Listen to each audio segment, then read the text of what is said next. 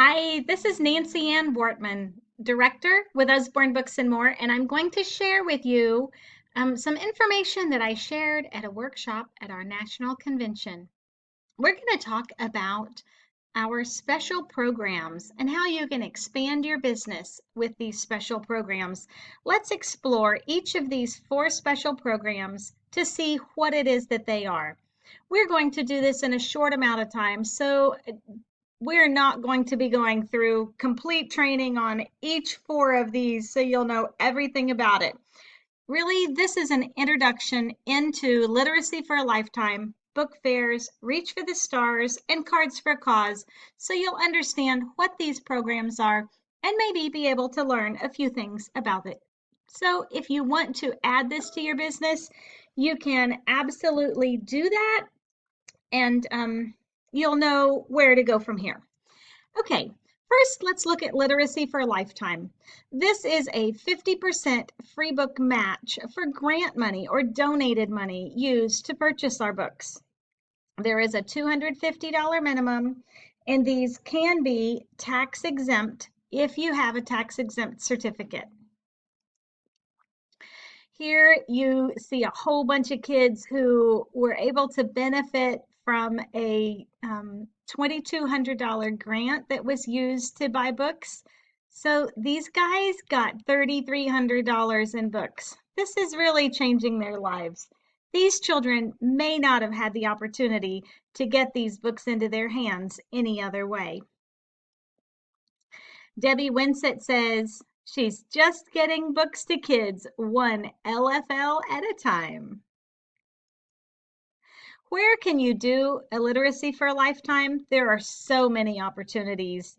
Organizations, Boys and Girls Clubs, charities, shelters, foster care organizations, homeless or migrant grants, grant-driven organizations, of which there are many, hospitals, maybe to give books to new babies, companies or individuals involved with donating books. You can work with kindergarten through 12th grade schools or school groups if you are an educational consultant. Here are books that Kelsey was able to help a domestic violence shelter receive. We couldn't picture any children here because it was safer for them to not be in the photograph. But you can see from all these wonderful books, they were able to receive very many books that might help them. So we are touching the lives of children for a lifetime in all aspects of our business. But literacy for a lifetime can impact people maybe who have never had books. Like this is a school in Haiti.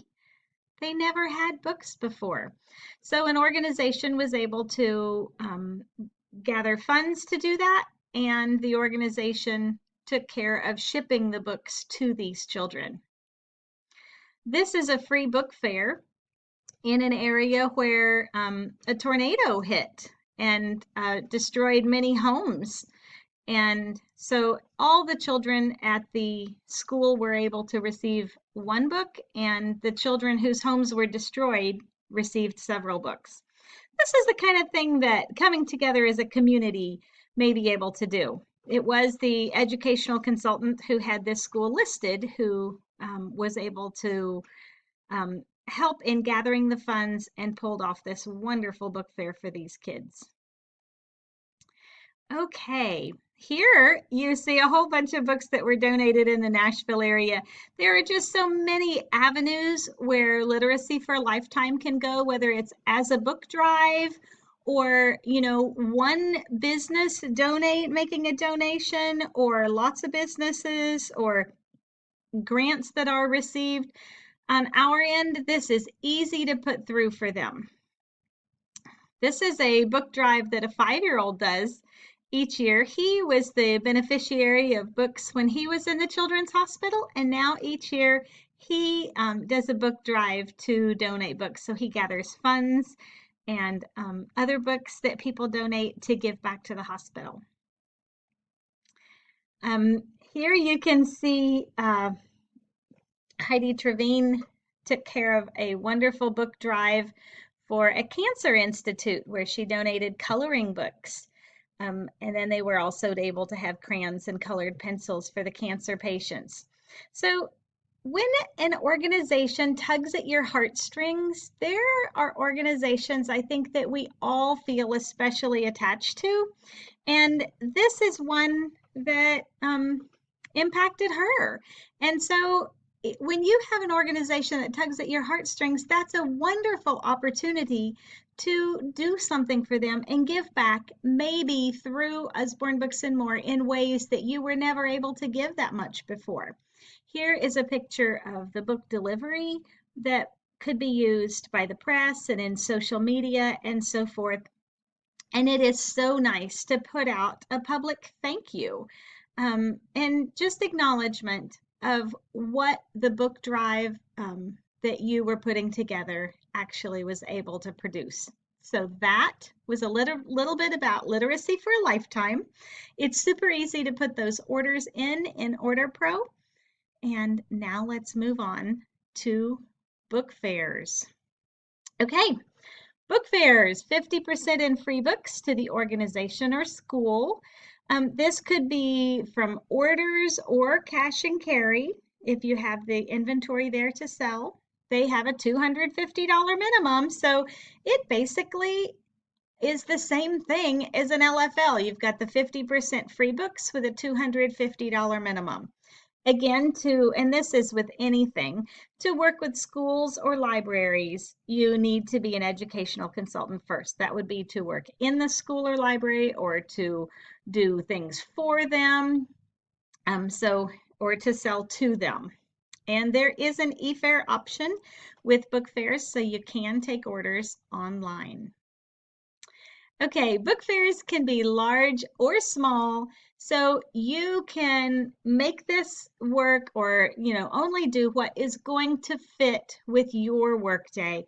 I've been with Usborne Books and More for 22 years, and we've raised our children in this business.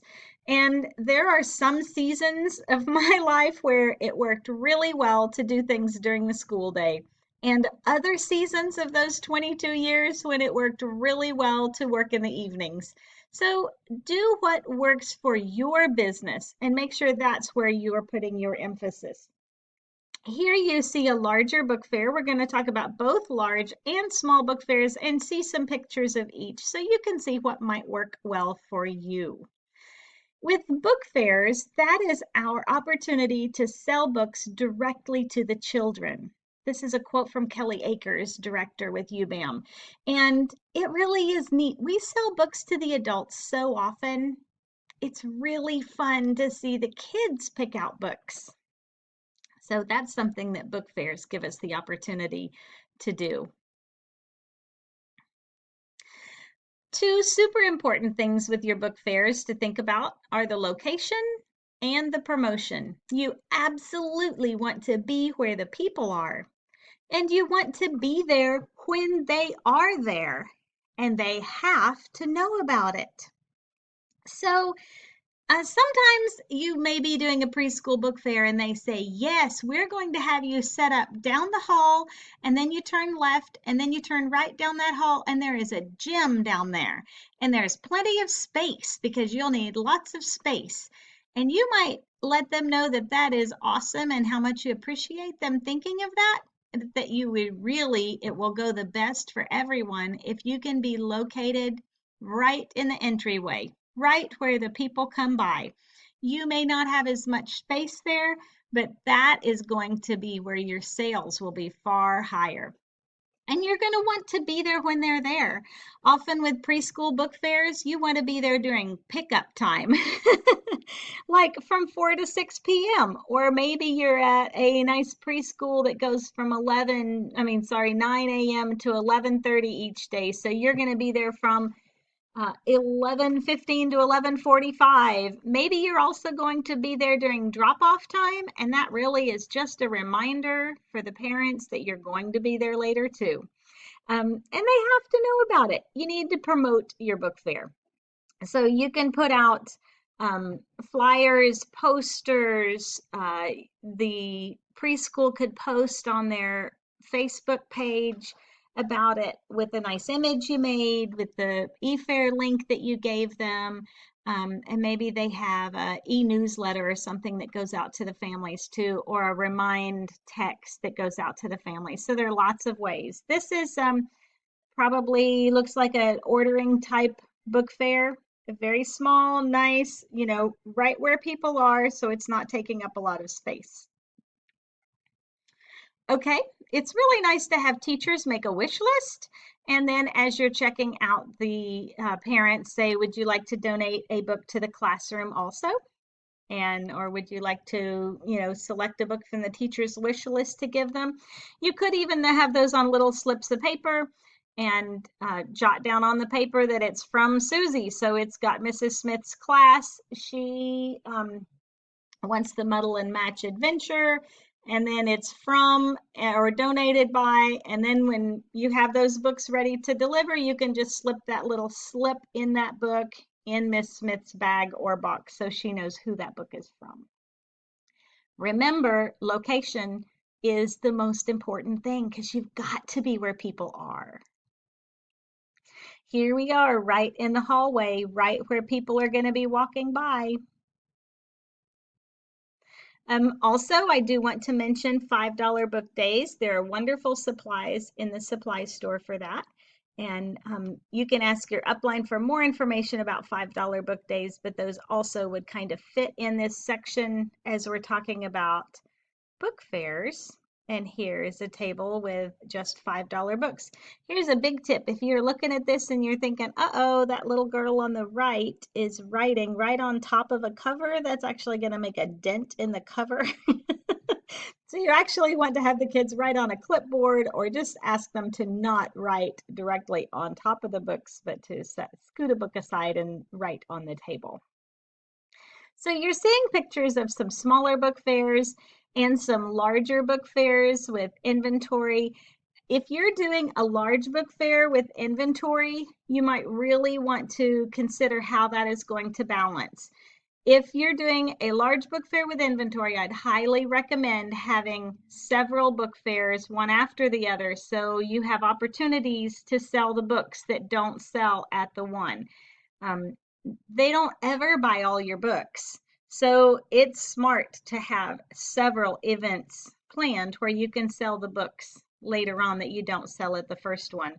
One advantage of a smaller book fair and a order only book fair is you could sell 20 copies of Pullback Busy Train, where if you're ordering inventory ahead of time, you might not order 20 copies of that.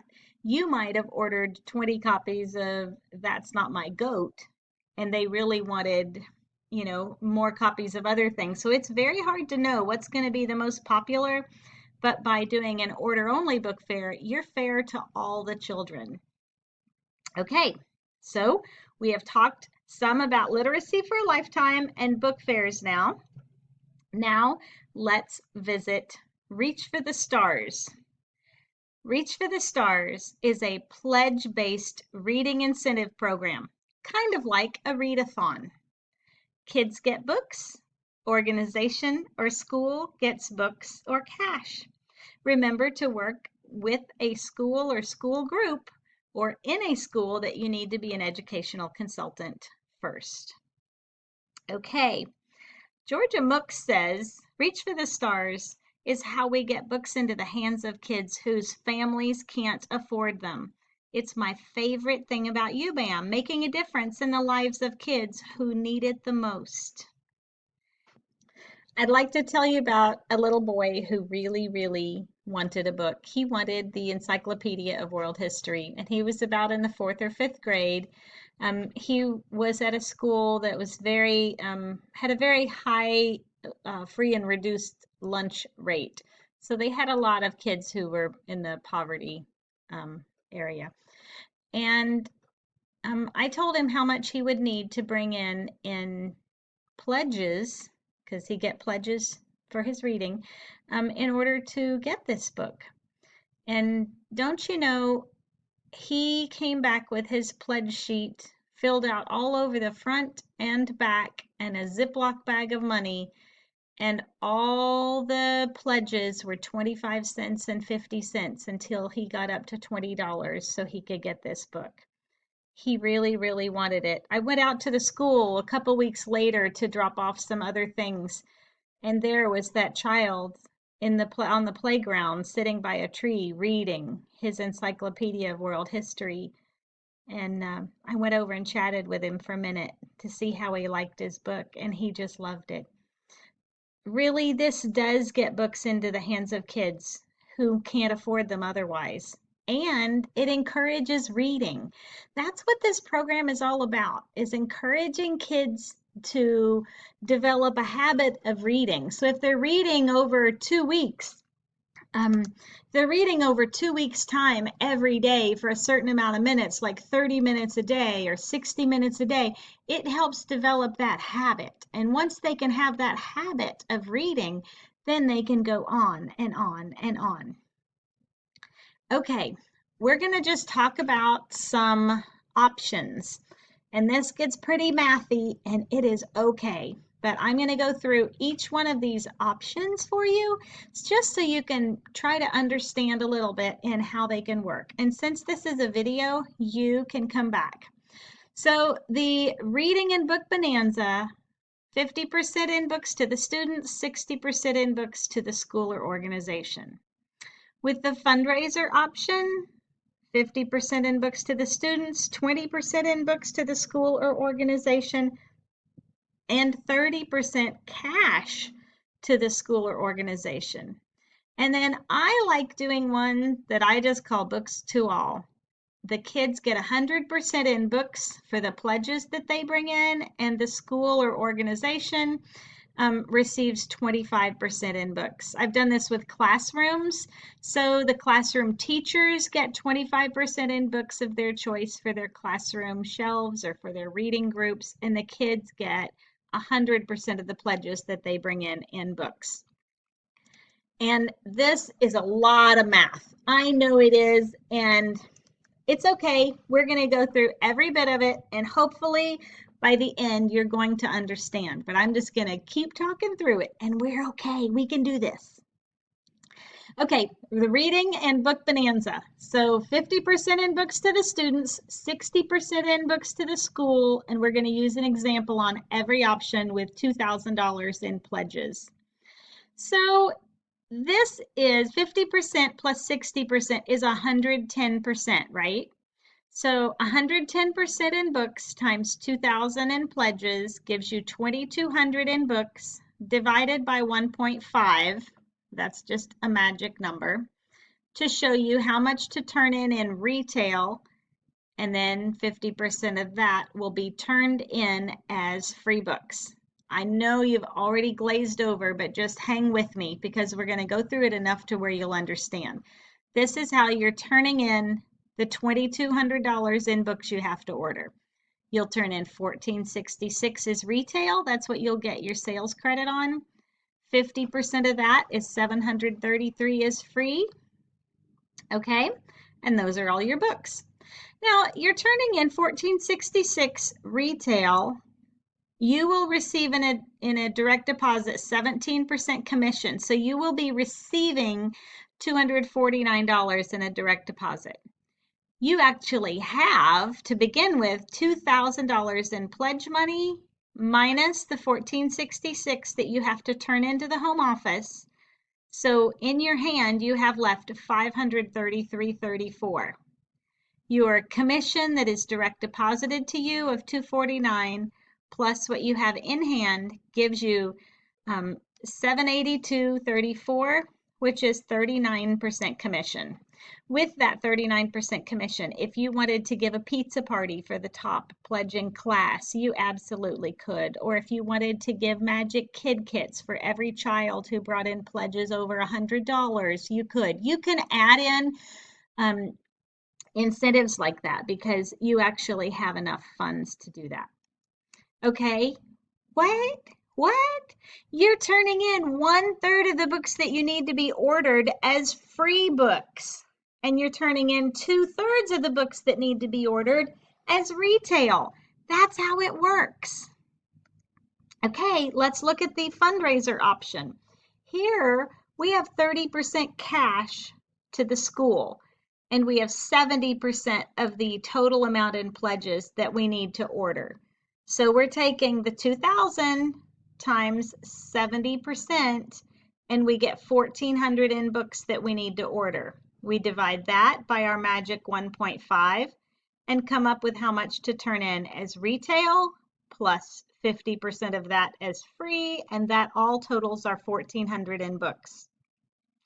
We take that retail amount times 17% commission that we'll be receiving in our direct deposit. Now let's look at our pledge money for a minute. We started out with 2,000 in pledges, and then subtract off the top what is going to the organization, because here the organization was getting 30% cash. So we give that to them first. We have to turn into the home office 933 with our order. And so we have 466 in hand, plus the commission that comes in our direct deposit.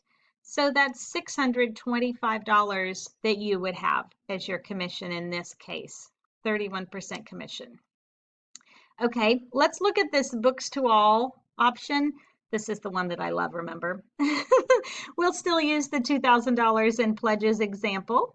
So 100% plus 25% is 125% times the 2,000 in pledges. So we actually need to order 2,500 in books divided by our magic 1.5. We have how much to turn in as retail, 50% of that in free. When you add both those numbers together, you get the total in books that have to be ordered for the students and the teachers. Then we're going to look at our money. We've got our retail times the commission that's going to be direct deposited.